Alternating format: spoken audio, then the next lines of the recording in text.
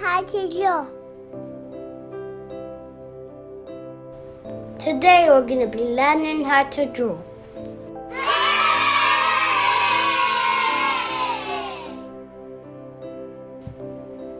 These are the colors that we're going to be using today.